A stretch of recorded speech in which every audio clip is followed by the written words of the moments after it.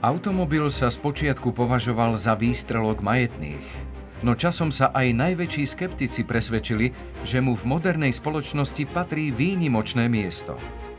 Automobilový priemysel sa stal prosperujúcim odvetvím. Popri ňom sa rozvíjali technologické, bezpečnostné, legislatívne, inštitucionálne či dizajnové stránky automobility. Auto sa stalo cenovo dostupným a masovým dopravným prostriedkom. Mnohí po ňom túžili z praktických dôvodov, alebo aj pre nezávislosť, ktorú im auto dávalo pri trávení voľného času. Auto, jeho značka či vybavenie sa zaradili medzi parametre, ktoré odrážali spoločenský status.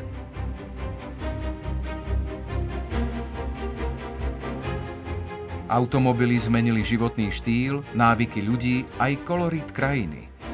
Ich počet na cestách začal dosahovať ohromné čísla. Nastolili sa otázky dopadov masovej automobility na životné prostredie, potreby úspornejších vozidiel a efektívneho prístupu v organizácii motorizmu. Dva diely diskusie SK Dejiny sú venované dobe automobilovej.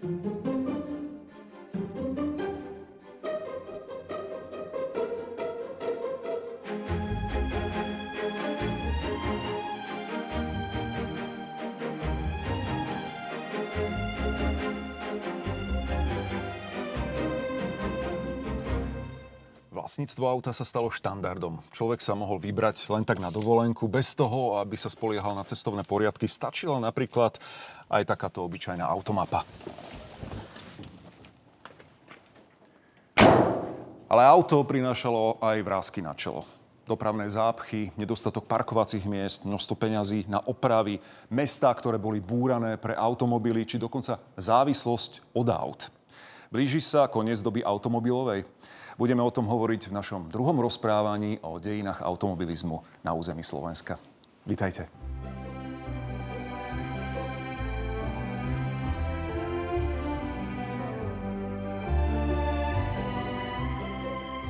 Unikátnu príležitosť nazrieť do dejín motorizmu ponúkajú výstavné haly a vonkajšie plochy Múzea dopravy na Šancovej ulici v Bratislave. Automobilová zbierka múzea obsahuje zhruba 50 historických automobilov, domácich aj zahraničných značiek, dobové technické doplnky, prototypy modelov aj viaceré unikáty. Expozícia približuje aj výrobu aut u nás v časoch socializmu. Zbierka vznikala v spolupráci múzejníkov s viacerými fanúšikmi motorizmu, s Veterán klubom Bratislava, Združením zberateľov historických vozidiel Slovenskej republiky a exponáty zapožičalo aj množstvo súkromných nadšencov. Múzeum dokumentuje, odborne spravuje a prezentuje historický vývoj nielen cestnej, ale aj železničnej a vodnej dopravy na území Slovenska. Verejnosti je sprístupnené od roku 1999. Naším prvým hosťom je historik Jan Štemberg. Máme zelenú, môžeme štartovať. Pán Štemberg, budeme hovoriť o motorizácii po roku 1948. Patril za socializmu osobný automobil ku koloritu krajiny a môžeme hovoriť aj o nejakých medzníkoch motorizácie, napríklad na Slovensku a potom aj v celočeskoslovenskom rámci? Já si dovolím začít trošku malinko ze široka, snad to nebude na škodu, protože přeci jenom období budování socialismu, období socialismu je relativně dlouhé, 4 desetiletí a i z pohledu dějin vlastně motorismu nebo obecně automobilu, když bychom to možná takto řekli, je relativně dlouhé. Když se podíváme za nás tedy, tak vidíme krásného Tudora, který stál na samém počátku vlastně té socialistické motorizace. No a když se podíváme na druhou stranu, tak vidíme Garde, které vlastně do jisté míry bylo takovým tím doznívajícím, samozřejmě bychom mohli říct potom ještě ten favorit, že jo, jako takový ten výstřelek toho závěru socialismu. A to i samo naznačuje, protože pokud si na ta 50. léta, tak vlastně vidíme, že skutečně ten automobil patřil pouze úzké skupince obyvatelů, kteří si ho vlastně mohli dovolit, jednak z toho důvodu, že byl velmi obtížně dostupný, vlastně nedal se běžně koupit, jednak z toho, že i na začátku 50. let z pohledu ideologického byl tak vnímán jako ten buržoazní dopravní prostředek. Přeci jenom osobní automobil byl symbolem jiných vrstev, než na kterých ten stát vlastně budoval. Nebyl to kolektivní prepravný prostředek. Jo. Ještě tak jako ten motocykl měl ten duch toho proletářského, ale ten automobil přeci jenom jaksi ne, že jo, v téhleté souvislosti a ten kolektivismus tam byl důležitý, takže tam určitě nemůžeme hovořit o tom, že by patřil nějaké charakteristice, řekněme, toho státu. Také v polovině 50. let připadalo zhruba na 100 rodin vlastně nějaké 3 necelé 2,8 automobilů, což vlastně na 100 domácností je relativně málo. To platilo pro celorepublikové měřítko, takže na tom Slovensku to bylo ještě o něco méně, tedy v tomhle měřítku někde něco přes tu 1, že jo, v tomhletom souvislosti. Takže určitě pro tu dobu těžko můžeme říci, že by patřil. Zase pokud se na ten konec toho období, tak vlastně vidíme jaksi celkem motorizovanou zemi. V zásadě každý, kdo ten automobil chtěl, tak si ho mohl získat, ať už nový, sice na něj musel dlouho šetřit,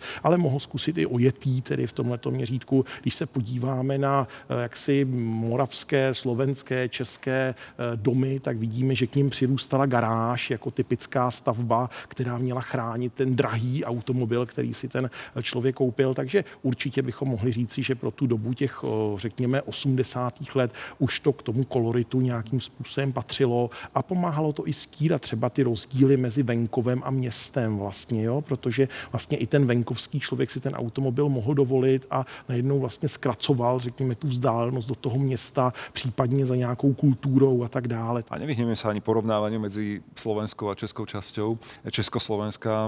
Bola odlišná situácia v českej časti Československa v počte automobilov, možno aj napríklad v rozsahu fanúšikovskej základne motoristov.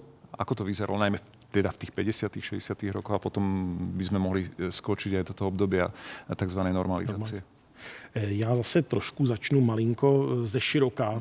Třeba se to zase hodí v nějakém tom kontextu. Obecně ta motorizace vlastně postupuje od západu na východ. To znamená, že ve své podstatě, jak si pokud se podíváme na západní Evropu, je podstatně více motorizovaná než Evropa střední, než Evropa východní, jihovýchodní. Díky tomu vlastně i ta protáhlá podoba toho Československa, vlastně, které leží na tom pomezí, nebo leželo na tom pomezí té střední a řekněme trošku, nebo té západní, střední, východní Evropy, jak bychom to takto uchopili, samozřejmě k tomu nahrávalo. Takže pokud bychom se podívali, tak nejvíce vlastně motorizovaná byla ta česká západní část. Morava stála někde na středu, když bychom to takto řekli, a nejméně tedy bylo Slovensko a samozřejmě v té meziválečném období ta podkarpatská Rus, že jo, která ve své podstatě byla takovou velkou popelkou tedy v tomhle měřítku. Já bych řekl, že to období socialismu naopak přispívalo k tomu snižování nebo řekněme zmenšování těch rozdílů. Ja mám v hlave napríklad tú silnú industrializáciu, ktorá prišla v 50. rokoch a s tou prichádza aj urbanizácia a možno osamostatnenie sa ľudí a možno aj získanie viac peňazí, takže asi sa to akcelerovalo, predpokladám. Tak, ano, můžeme přesně říct, že to byly ty faktory, které vlastně toto ovlivňovaly, že docházelo k tomu vlastně stírání těch rozdílů. Jo? Když se podíváme i z hlediska třeba výroby automobilů, Československo spadalo ve své podstatě v tom východním bloku mezi 3 státy, které měly svou vlastní výrobu. Že jo? NDR, Československo a Sovětský svaz, ty ostatní teprve později převzali nějaké licence a tak dále v této souvislosti. Takže i to vlastně když se podíváme, ta výroba byla tradičně v českých zemích, tedy koncentrovaná, ještě více bychom řekli v Čechách koncentrovaná. Jo? A tady vlastně vidíme, že od těch 70. let i ten přesun vlastně trošku té výroby na Slovensko, ať už tady vidíme vlastně 1203. Základ 1203, tedy, která později jak si přesídlila do Trnavy, že jo, trnavských automobilových závodů, tedy vidíme tady Garde, které je vlastně spojeno s bratislavskými automobilovými závody, takže i ta výroba vlastně přecházela do jisté míry na Slovensko a ty rozdíly se vlastně měly tendenci do jisté míry stírat. Samozřejmě na tom začátku 50. let už jsem tady zmiňoval třeba ty počty těch automobilů na rodinu a tak dále, nebo na domácnost, takže samozřejmě tady byly, ale obecně můžeme říci, že ta období socialistické je spíše stírání tedy těch rozdílů. Vy ste už spomenuli, že aké jednoduché alebo zložité bolo získať osobný automobil. Možno sa preto opýtam, že aké druhy aut a z ktorých krajín bolo možné v Československu zohnať, že čo si ľudia mohli dovoliť a naopak, čo ponúkal trh v tomto období. Tak samozřejmě já začnu od toho, co je asi celkem obecně známé, že auta byla drahá za socialismu. Pokud se přepočteme vlastně na ten průměrný výdělek, tak ta auta vlastně byla drahá. To je jedna z důležitých věcí. Ono dokonce jaksi korelovalo i řekněme s tím zájmem toho režimu, že prostřednictvím těch vysokých cen odčerpával určité finanční prostředky v podobě úspor toho obyvatelstva. Protože když se podíváme jenom takovou zajímavostku, vlastně tisícovka nebo tedy Škoda 1000 MB, zase ji tady máme, tak její vlastně výrobní cena, včetně marže automobilových závodů, se vlastně pohybovala pod 20 000. Prodejní cena byla 44 000, že vlastně více než polovinu té ceny vlastně odčerpával ten stát prostřednictvím nejrůznějších odvodů, daní a tak dále, které vlastně plynuly do státního rozpočtu. Takže ta cena samozřejmě byla velmi limitující a samozřejmě na auto si každý šetřil.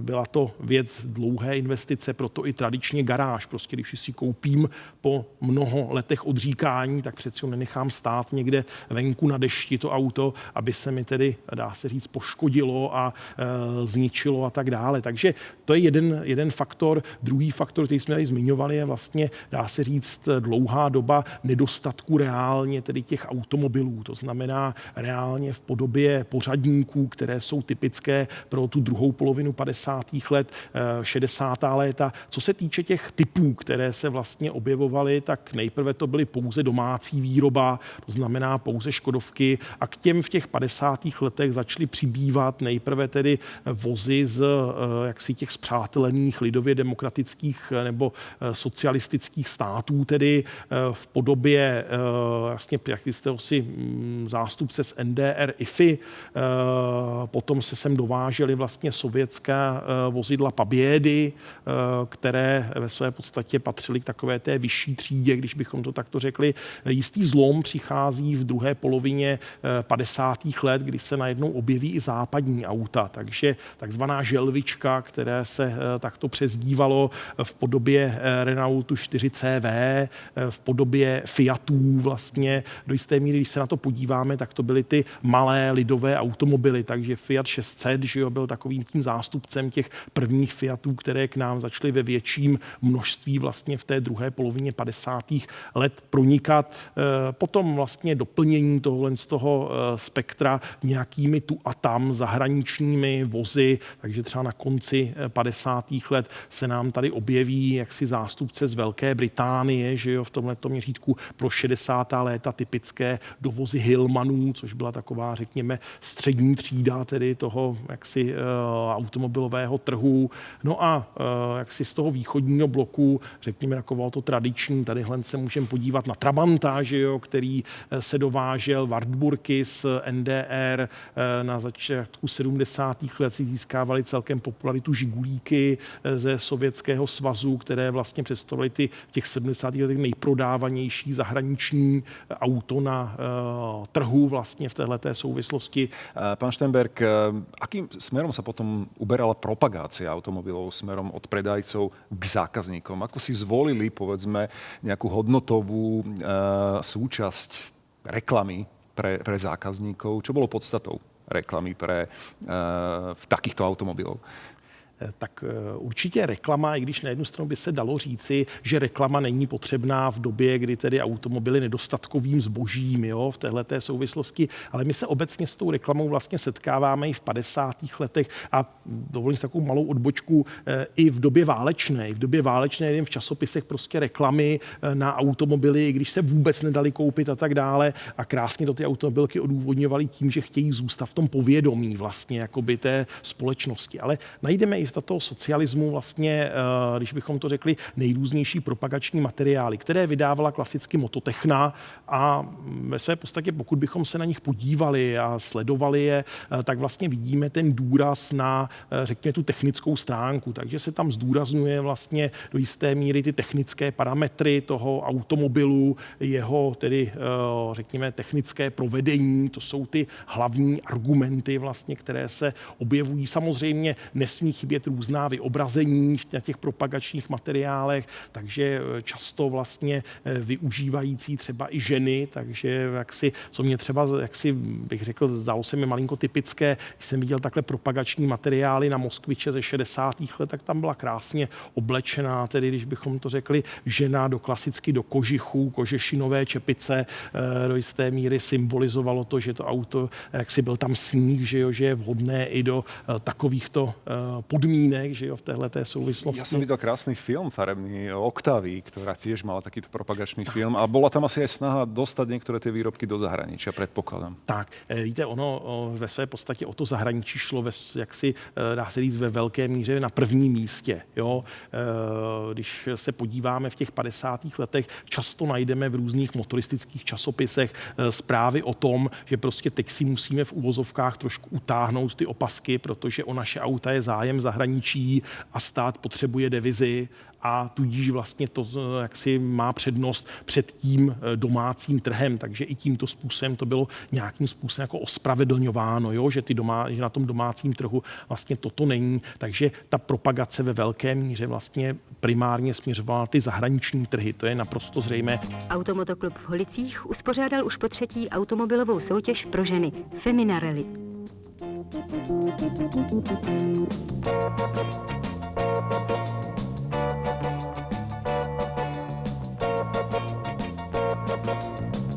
Na startu se sešlo 30 posádek, které musely projet 2 etapy s časovými kontrolami a různými zkouškami.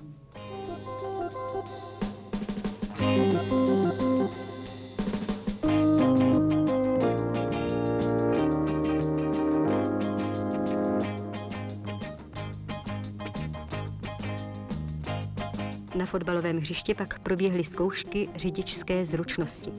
Zvítězila jezdkyně Drbohlavová na Saabu. Loni byla druhá.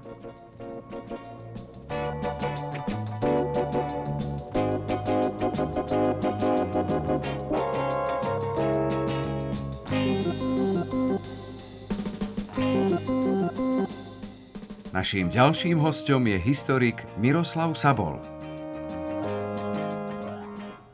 Výmoženosťou 20. storočia, už o tom hovoríme, bol automobil, ale aj voľný čas. Prichádzali víkendy, dovolenka, ľudia si mohli dovoliť vychutnávať voľný čas po svojom. A mnohí to aj využili a išli na dovolenku autom po vlastných. Nemuseli sa spoliehať na cestovné poriadky. Je to tak? Ono to záleží od obdobia. Keď zoberieme napríklad na Slovensku 40. roky, tak vlastniť automobil to de facto to bola guľa na nohe, vyslovene. Lebo tam bolo množstvo príkazov, zákazov, rôznych povoleniek na odber benzínu. Nedaj Bože, že človek si zmyslel, že pôjde tráviť nejaký voľný čas tým automobilom na nejaké kultúrne podujatia alebo trvá športové. To bolo hneď pokutované. To bolo nedovolené vyslovene. Potom prišla zmena režimu v tom 48. a už tá letná sezóna 49, právne tam neboli žiadne prekážky. V podstate sa mohlo voľne cestovať po celom Československu. Len problém bol nedostatok automobilov. Spôsobovalo to také, by som povedal, 3 základné faktory. Prechod frontu a totálna decimácia vozového parku. U nás zostali nám torza. Odra potom nám začala dodávať pomoc zo západnej Európy nejaké automobily, len tie prišli bez kolies. Čiže tiež boli nepoužité. Ďalej, obdobie studenej vojny. To bol základný faktor, že celá priemyselná výroba sa preorientovala na ťažký priemysel, na zbrojársky priemysel. Začali sa vyrábať nákladné automobily a tie osobné automobily išli do úzadia. Tie také ideologické predsudky voči automobilu v tých 50. rokoch začali postupne ustupovať a tie rodiny videli ten komfort cestovania v tom automobile, čiže túžili po tom automobile. Len tá výroba proste nebola dostatočná. Tá sa pružne začala až na prelome tých 50. 60. rokov, kedy sme začali produkovať asi Československo 30 000 aut ročne, ale ten dopyt bol trojnásobný a veľká časť išla aj na export. Čiže veľmi veľa ľudí sa k tým autám ani nedostalo. Problém bol zároveň aj ten, že tie autá, aj keď vlastnili títo, hlavne v tých 50. rokoch vlastníci, oni boli vnímaní ako nejaký prežitok buržoázie. No dobre, to sú tí bohači, ktorí majú tie autá a môžu niečo robiť, môžu sa realizovať takýmto spôsobom, že môžu podnikať nejaké tie cesty.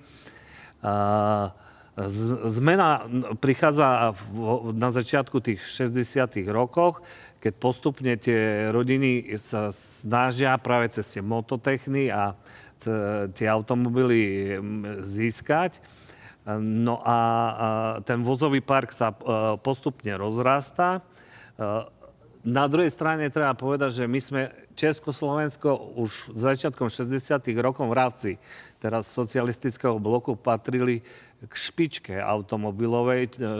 Tu už kolega spomínal na počet obyvateľa. Ja mám štatistiky napríklad, že na 1000 obyvateľov bolo nejakých 8 aut. V Nemeckej demokratickej republike 5, v Poľsku 0,8. Ale to zase treba brať do úvahy, že na Slovensku to bolo asi približne jak v Poľsku, že 1 k 8 k tým českým krajinám. Zvažovalo sa tu normálne v polovici 50. rokoch, hlavne na Slovensku, že tu budeme mať zdieľané auta. To znamená, že bude nejaký druh vozidel, ktorý za nejaký mierny poplatok si bude môcť požičať hoci kto. Od toho sa nakoniec upustilo. Podľa mňa urobili niečo aj do toho tie štatistiky, aj tá zvýšená výroba. No ale hlavne tá bonifikácia toho voľného času. A pritom sme. Dobre, vlastním to auto, ale keď nemám voľný čas, kde s ním vidím? Môžem ho fakt len garažovať v tých garážach. Čiže aké také zmeny nastávajú v tom pracovnom čase v roku 1957, keď je uzakonený 46-hodinový pracovný týždeň.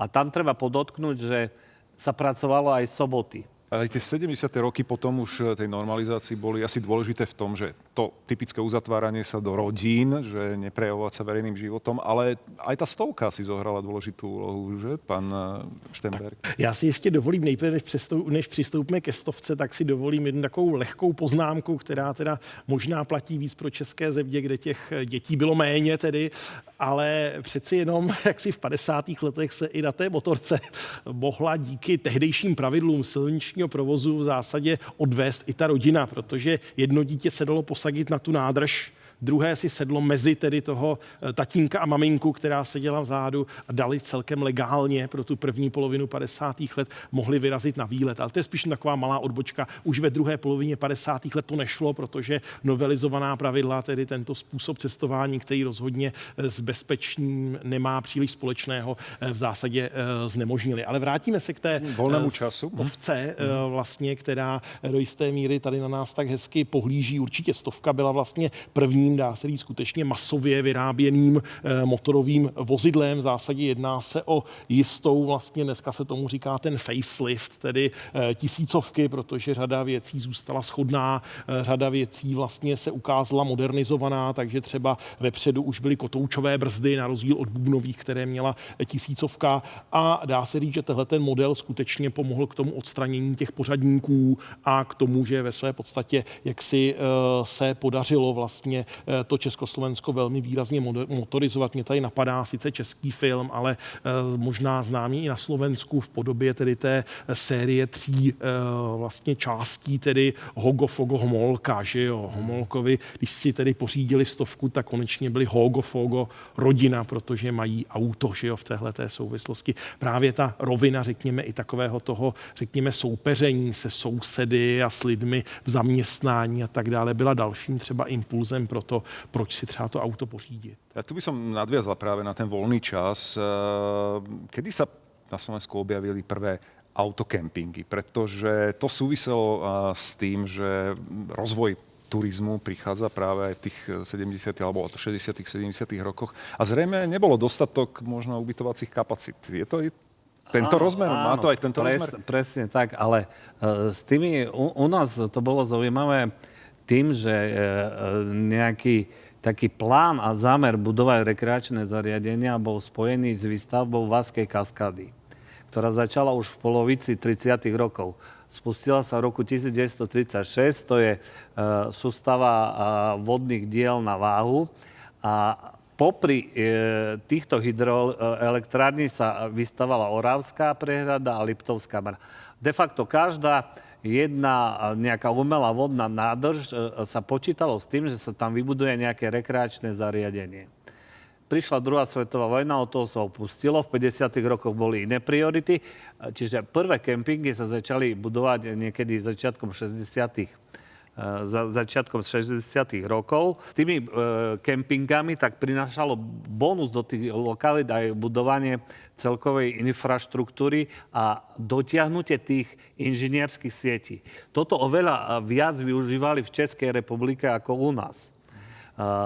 U nás v podstate tí kempingoví nadšenci tak viac boli pokutovaní, jak si tam užívali, lebo oni tie auta pojali tak, no tak urobíme si niekedy aj umývačky z toho, čiže oni umývali v tých potokoch tie auta a tam fakt skutočne chodila polícia a dávala pokuty tým vodičom, lebo to do tej rieky tam otravovali ryby a pušťali. Oni to brali ako servis pre motory. Ale naše kempingy napríklad mali len základné pripojky na vodu, keď už mal elektrínu, tak to bol úspech v tých 60. rokoch a nejakú spoločenskú miestnosť pro sociálne zariadenia. Ale tu už zasiahol Čedok do toho a ten na Slovensku mal plán de facto až nariadenie vybudovať 14 luxusných kempingov z toho dôvodu, že tu začali prichádzať zahraniční turisti. A teraz tí ľudia, keď videli v 60. rokoch tie karavány, ktoré prichádzali z Holandska alebo z Nemecka, oni to pozerali jak na niečo zo sci-fi filmu v podstate, lebo u nás to neexistovalo. Potom Poliaci, to je typický obraz tých 80. rokov, že tie búdy ťahajú až do toho Jadradu, ale dovtedy to u nás nefungovalo. U nás sa nevyrábali tie karavány. Čiže kempingy boli u nás stále v pomere k tej Českej republike v minorite a ono to pretrváva aj doteraz. Pokiaľ mám informácie, tak na Slovensku funguje nejakých 80 a plus sú nejaké tie 40 tých plácov, kde je pripojka na vodu, na elektrínu. A v Čechách je to vyše 600 těch kempingů. Já bych jenom něco k těm autokempům a k těm počátkům. Mě na tom zaujalo vlastně takové to, řekl bych, jaksi neorganizované zakládání. Souviselo to zase s tou dobou, řekněme, toho přelomu těch 50. 60. let, kdy jednak na Svazarm, jednak na Svaz tělesné výchovy a sportu ČSTV, tedy jaksi byl vyvíjen tlak, že mají něco dělat. A oni, aby něco dělali, tak ve své podstatě přišli s tím, že vybudují tedy nějaký to tábořiště, později autokem se z toho stává a tak dále. A skutečně to byly jaksi krásné případy v uvozovkách, že vyhrazená louka a tak dále se stala tím autokempem. A skutečně nešlo primárně vůbec o to, jaká je tam infrastruktura a tak dále. Dokonce byly některé i v Čechách kempy, které vůbec neměly vodu a počítalo se s tím, že se vykoupete v rybníku a že ve své podstatě v potůčku si vyčistíte zuby třeba a tak dále. Takže jaký ten chaos, na začátku 60. let se do toho vnáší nějaký řád, že tedy se začnou evidovat ty autokempy, že tedy vychází nějaké příručky, tuším, že první v roce 63, kolik je u nás autokempů a tak. Takže taková docela zajímavá věc, vlastně, že to vzniklo velmi, tak jako bych řekl, ze zdola, jakoby, jo? Taková jaksi v jisté míry reakce na nějakou tu poptávku, která vlastně nebyla nějakým způsobem pokrývána. Takže... A určitá neprepracovanosť, by som povedal, že oni to vôbec nerozmýšľali o tom, že s tým autom ja chcem až priamo vojsť do toho kempingu. Často sa parkovalo pred tým kempingom autami a teraz si predstav, že zobereš stan, deti, všetko proste a tam sa ubytuješ. To nebolo dotiahnuté, absolútne proste. Záujem o motorizmus, automobil ako záľubu a existovalo a pribúdalo množstvo automobilových nadšencov. Približme si ešte túto stránku motorizmu. Tak určitě, jak si pokud řekneme automobil a volný čas, tak se nám objeví celá řada věcí, protože o ten automobil bylo nutné samozřejmě také pečovat, to byla také součást toho volného času, už tady bylo zmíněny nějaké opravy a tak dále, samozřejmě výroba řady nedostatkového zboží v podobě třeba přívěsných vozíků, těch přívěsů, které tady zaznělo, to byla zase věc, která byla třeba úzce spojena i se Svazarmem jako organizací vlastně motoristickou, která se profilovala ve své podstatě na začátku 50. let. On trošku ten režim na začátku, tedy to po únorového vývoje řešil, co bude dále, jaká bude organizace. Byla tady jistá přechodná doba, kdy vznikl dobrovolný svaz lidového motorismu pod sovětským vlivem, ale nakonec vlastně všechno tendovalo k tomu, že ten motorismus je brannou složkou. To znamená, logicky zařadíme vlastně do Svazarmu, protože řekněme ten důraz na tu brannost se nám tady objevoval třeba hned v roce 1945, když se obnovoval Autoklub Republiky Československé, tak vlastně byl zvolen prvním předsedou Ludvík Svoboda, generál, ministr obrany, že jo, prostě tam, řekněme, ta složka té brannosti tam přicházela, takže i proto vlastně ten Svazarm byl takovým tím v uvozovkách logickým přístavem tedy těch motoristů.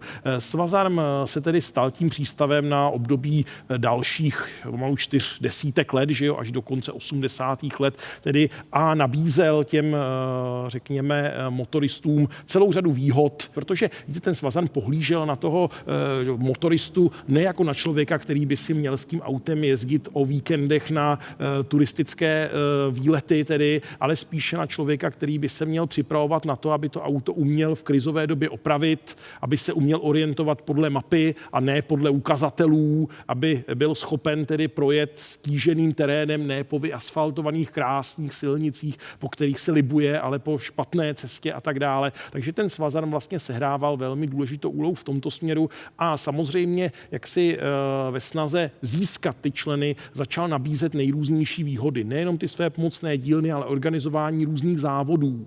A také tie veľtrhy alebo autosalóny, burzy boli oficiálne, alebo napríklad sa vedeli stretnúť nejakí fanúšikové motorizmu aj mimo týchto oficiálnych štruktúr? Samozřejmě uměli se setkat i mimo, jinak oficiální třeba autosalóny vlastně v té době socialistické se nekonaly. Protože když se podíváme, tak poslední velký autosalon je v roce 1947, potom vlastně až po listopadu. Jo? To neznamená, že by samozřejmě nebyly prezentovány třeba na brněnských veletrzích, byly nové modely, řekněme, prezentovány, že jo, a tak dále, ale nebyly to ty klasické autosalony, na které jsme třeba byli zvyklí z toho dřívější období meziválečného a nebo z toho období, řekněme, po listopadu, tedy v téhleté souvislosti. Stejně tak, co se třeba týká těch nejrůznějších burz a tedy zase mnohdy vznikaly nebo realizovaly se právě třeba pod tou, řekněme, slupkou toho Svazarmu, protože pod ten Svazarm se dalo ledaco schovat. Jo? A kdo uměl se v tom orientovat, tak vlastně tam získával celou řadu benefitů, která ve své podstatě jaksi téhleté organizaci, která byla státem podporována, vlastně do jisté míry se nabízela, že jo, tím způsobem ji poskytnout tedy. Takže kdo v tom uměl chodit, tak ten Svazarm se pro něj nestával přítěží, ale stával se vlastně jistým benefitem. Rozumiem. Auto by sa ale nepohlo bez pohonných látok. Bolo potrebné niekde natankovať. Ako to fungovalo za socializmu? Čo sa viac preferovalo? Či benzín alebo nafta? A samozrejme cena. To zaujímalo vždy každého, lebo ten skokový rast jeden, ktorý sme tu poznali od myslím, že z 2 korún na 8, alebo ak si to dobre pamätám, tak to bola veľký zásah aj pre socialistického vodiča. Ja to trošku obkľukov začnem, že my napríklad na Slovensku sme benzínovú infraštruktúru mali dobudovanú už v medzivojnovom období. U nás bežne oscilovala až do tejto doby od 900 do 1000 pump. Bez ohľadu v 20. rokoch sme mali nejakých 10 000 automobilov, bolo 1000 pump. Teraz máme, tuším, funguje 912 pump, máme pomaly 2,5 milióna automobilov. V Čechách to lineárne išlo hore, tuším 7700 benzínových pump, ktorých je funkčných. Tie benzínové pumpy nemali čo tankovať niekedy za socializmu. Otváracie hodiny bol problém. Cez víkendy tu prichádzali zahraniční turisti a hlavne v 80. rokoch oni tankovali bezolovnatý benzín. U nás sa začala až v 87. Aj to sme nemali kapacity na to. Prvá Škodovka 135 RK sa začala vyrábať v 87. na bezolovnatý benzín. My sme na to nejak nekladli dôraz. Kladie si každú otázku, prečo sa nepoužívali za socializmu úsporné dízlové motory, kde tá spotreba bola veľmi nízka. Tie sa využívali hlavne v poľnohospodárstve a pri ťažkých automobiloch, pri nákladných. Prvé dízláky už v Nemecku vyšli niekedy v 37. A u nás čisto my sme využívali ako pre osobnú prepravu benzínové motory. Prvé dízlové osobné motory boli dodávané do Mototechny v Ostrave pre baníkov. Francúzska značka dodala prvých 170 vozov tam a baníci za tie platy, ktoré mali tam asi najvyššie v Československu, preto to išlo do Ostravy, tak oni si tie auta mohli dokúpiť. Teraz sa pýtam, ako žurnalista, bola v tom politika? Všade bola politika. Počas celého medzivojnového obdobia sa tankoval benzín.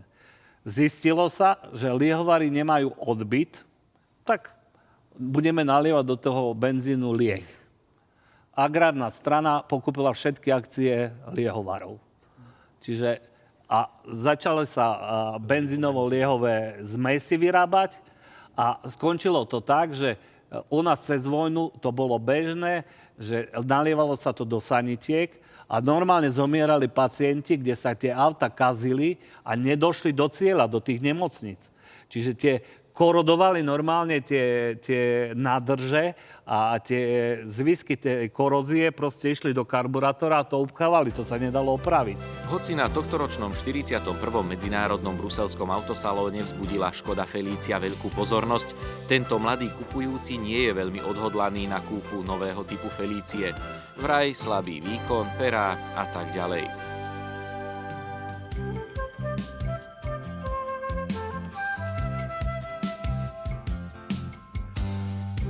A čo poviete na zahraničné vozy? Na Ramblery, dodávkové, svadobné a pre iné príležitosti.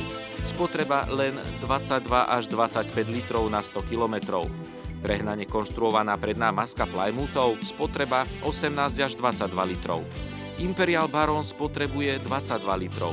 Dodge Dart 20 litrov na 100 kilometrov. Tieto vozy majú drahú údržbu, poruchu v rozličnej aj zbytočnej automatike, o ich cene ani nehovoriac. A čo naše auto? Čo poviete na motor? 2 karburátory, spotreba 8,5 litra na 100 km, rýchlosť až 150 km za hodinu, prehľadná a špeciálne odprúžená palubná doska. To sú okrem iných tromfy našej novej Felície. Po skúšobnej jazde sa zákazník rozhodol pre toto vkusné a rýchle vozidlo nášho automobilového priemyslu. Naším ďalším hosťom je sociológ Milan Zeman. Pán Zeman, jednou z tém, ktorou sa ako sociológ zaoberáte, je konzumná spoločnosť. Je automobil znakom konzumného spôsobu života? Nož, na základe masovej výroby sa automobil stal tiež tovarom a ľahšia cenová dostupnosť vlastne v tejto modernej spoločnosti, rôzne leasingy, spotrebné úvery, podporuje konzum v tom širšom slova zmysle a teda platí to aj pre automobily. A vlastne ten automobil kedysi, keď to tak porovnáme, vlastne sa bral aj ako určitý nejaký majetok alebo nejaká taká väčšia hodnota. Až vlastne posledné 10 ročia, ako sa zrýchľuje ten výrobný cyklus, tak z automobilu sa stal akoby predmet, teda tiež akoby tej dlhodobej spotreby, čo sa kedysi nazývalo. Ale už je to skôr brané tak, že ako keď už by boli opravy príliš nákladné, tak treba ho vyhodiť a zase kúpiť nový. Čo je vlastne v rozpore zase s nejakým prístupom k ochrane životného prostredia a s ekológiou. A tá masová výroba, ale aj distribúcia automobilov sa zrodila na americkom kontinente. Akú rolu zohral práve priekopník tohto spôsobu výroby Henry Ford? Henry Ford sa zaslúžilo masovú výrobu automobilov. Znám je jeho legendárny typ T, ktorého sa vyrobilo okolo 15 miliónov kusov, čo je úctyhodné číslo aj pre dnešnú dobu.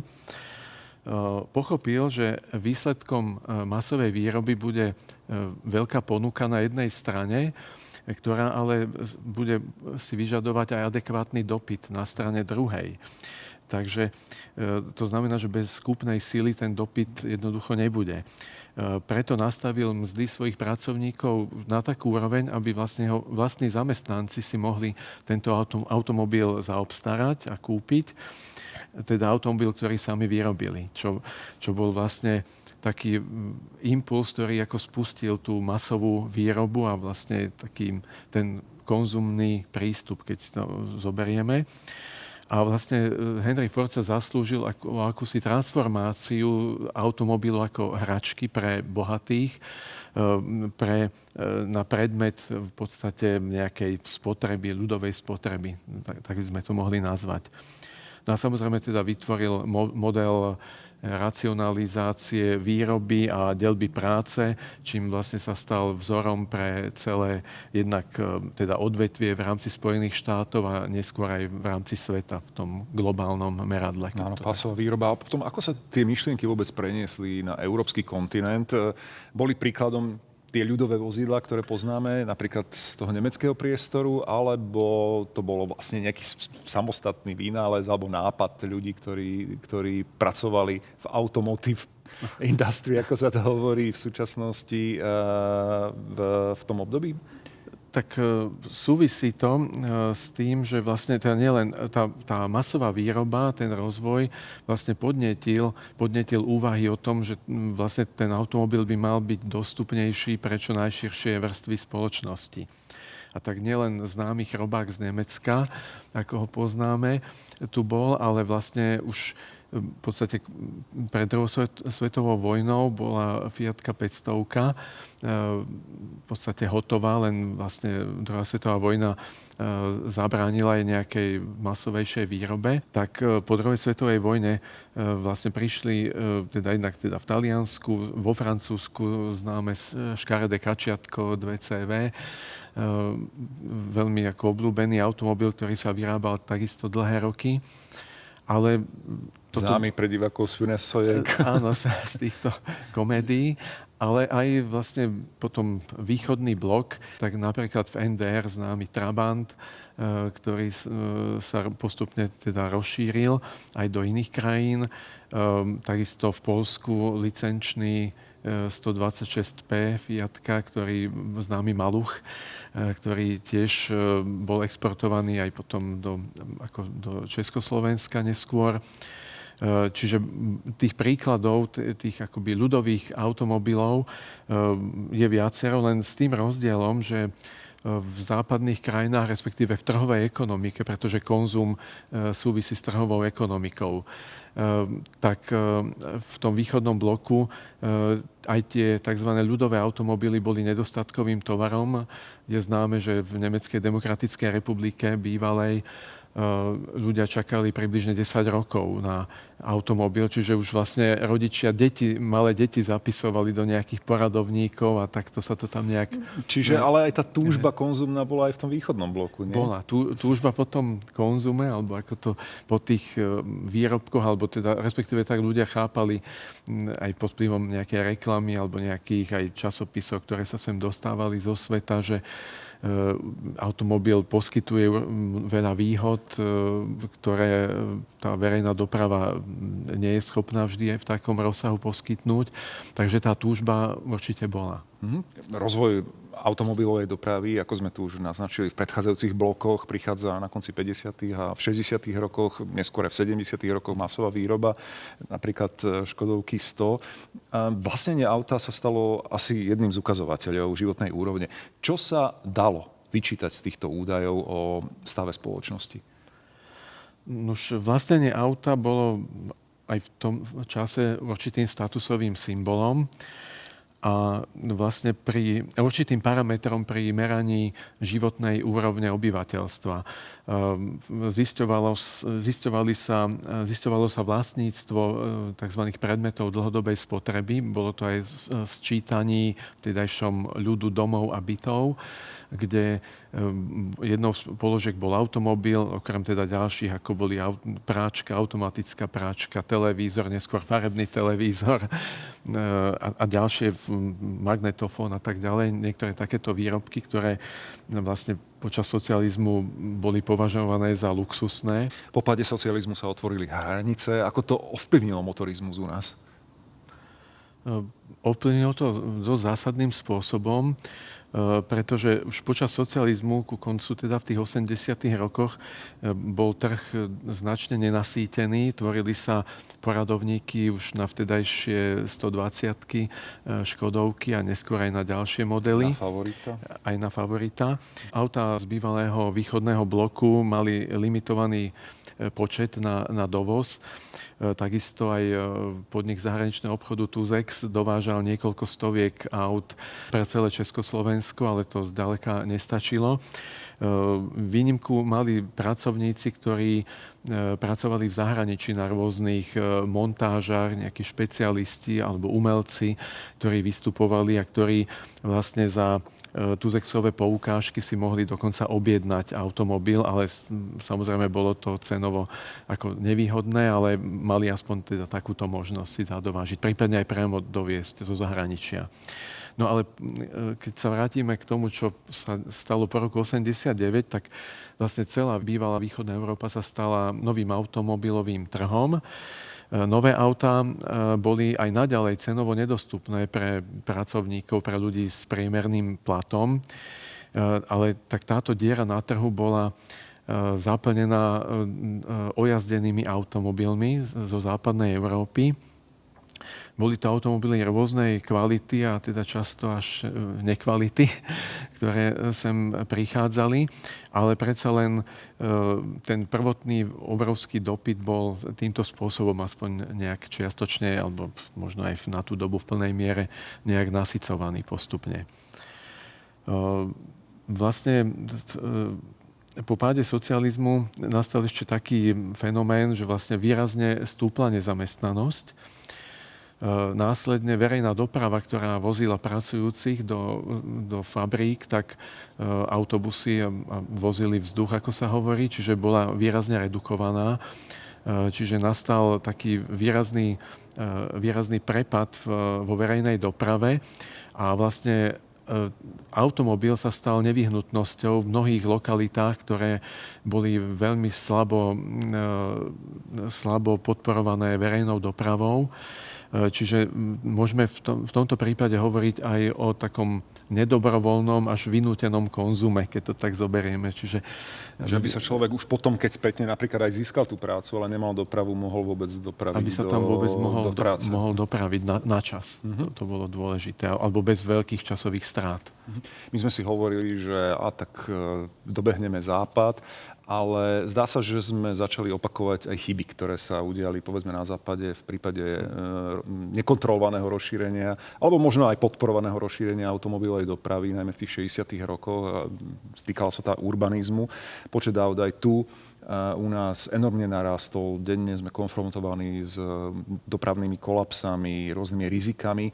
A či to boli urbanisti, environmentalisti, vôbec zástupcovia regionálnej vysokej politiky, dokonca aj v súčasnosti, auto je silné politikum, začali sa veľmi intenzívne debaty o automobilite a efektívnom využívaní aut. Môžeme si priblížiť tento fenomén práve diskusii o tom, že kam by sa mala uberať mobilita vo všeobecnosti? Začal to byť veľký problém, pretože to, čo sme kedysi videli v záberoch z televízií v západných veľkých mestách, tie obrovské dopravné zápchy a kolapsy, tak vlastne už sa to stalo realitou aj u nás. A vlastne to je taký paradox, že znova sa začína objavovať a objavujú sa teda výhody verejnej dopravy, verejnej hromadnej dopravy. Francúzi vo veľkom zavádzajú opäť električky do svojich miest, napríklad aj Španieli, ostatné mestá a podobne. Takže To je jeden z tých príkladov. Jednak je tam aj hľadisko ekologické, pretože tie exhaláty, ktoré automobily produkujú, tak sú rôzne štúdie, ktoré hovoria o tom, že naozaj ten skleníkový plyn CO2, ktorý vychádza z automobilov, sa podieľa tiež pomerne nezanedbateľnou mierou na tom celosvetovom znečisťovaní ovzdušia. Samozrejme, aj to šetrenie času, aj financií. Na druhej strane ale treba povedať aj to, že to efektívne využívanie automobilu je spojené aj trošku s iným javom, a to je napríklad ako nákupy a výstavba nákupných centier, ktoré sú často lokalizované na perifériách miest, kde býva problematickejšia verejná doprava a tá dostupnosť je nejaká komplikovanejšia, treba prestupovať, časová náročnosť je väčšia. Čiže ten automobil má svoj význam na tie rodinné nákupy napríklad. Takisto súvisí to aj s určitou fázou životného cyklu človeka. Mladý človek, ktorý získa vodičské oprávnenie, tak má iné túžby, chce nejaký športový automobil, nejaký imidžový a podobne. Ale neskôr po založení rodiny, tak už uprednostňuje praktické riešenie, niečo praktické vzhľadom na batožinový priestor a to rodinné využitie. A ďalej tá rodinná logistika, by som to tak nazval, to znamená vozenie detí jednak zo školy do školy na krúžky rôzne, záujmové.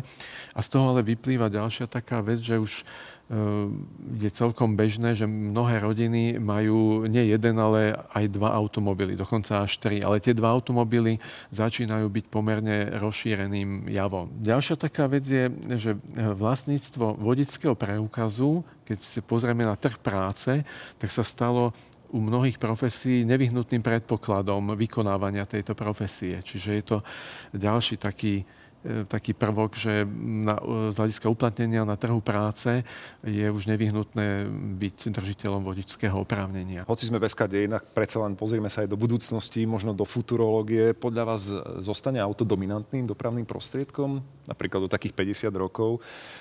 Moja otázka na začiatku bola v moderátorskom vstupe, že či už nastáva koniec doby automobilovej. Čo si myslíte? Tak možno, že na toto nevedia odpovedať ani samotní výrobcovia automobilov v súčasnosti, čo bude o 50 rokov. Ale predsa len, keď sa tak zamyslím, ako išiel ten vývoj, tak predpokladám, že auto ako individuálny dopravný prostriedok nezanikne. Je možné, a vidíme to už v súčasnosti, že jeho používanie bude čeliť rôznym typom obmedzení, hlavne teda v mestách. Ďalej je možné, a súčasný trend tomu nasvedčuje, že z hľadiska toho ekologického a znižovaniu exhalátov, že asi ten trend elektromobilite bude nejakým spôsobom pokračovať. Tam samozrejme závisí aj vyriešiť iné parametre tej ekológie. Mám na mysli teda pomer ekologické náklady na výrobu elektromobilu plus potom následná likvidácia elektrobatérií, ktoré už naozaj nie sú ako váhou nejaké tužkové, ale to už sú stovky kilogramov, že čo s touto ekologickou záťažou, ako to nejak ekologicky zlikvidovať. A potom ešte môže nastať taká vec, čo už v súčasnosti vidíme, že sú snahy vyrobiť autonómny automobil. To znamená, že človek si len sadne a zadá mu cieľ cesty a automobil ho sám odvezie. Čiže nejaká dominancia techniky nad človekom, nad vodičom. Či to naozaj až tak bude, pretože tam predsa len tá technika môže zlyhať, síce aj človek zlyhá, ale tam sú aj tie legislatívne otázky, že v prípade potom nejakej smrteľnej nehody, že kto vlastne bude zodpovedný, či programátor, alebo aký technik, alebo kto vôbec. Takže tam vystáva celý rad otáznikov z hľadiska budúcnosti. V každom prípade asi kolónu to nevyrieši. To auto autonómne tak či tak zostane stať v zápche, ako aj tie súčasné auta. Asi áno. Nevyhnutnosť, pohodlnosť, možnosť slobodného pohybu či záľuba. Pre iných zase okupácia verejného priestoru miest a dedín, ktorý patrí všetkým, podriadenie sa konzumu, ohrozenie života či zdravia. Automobil je fenomén, no a my sme o ňom hovorili v cykle SK dejiny. Ďakujeme, že ste nás sledovali, ďakujem, že ste prišli. Tak ja som sám zvedavý, že ako by to dopadlo.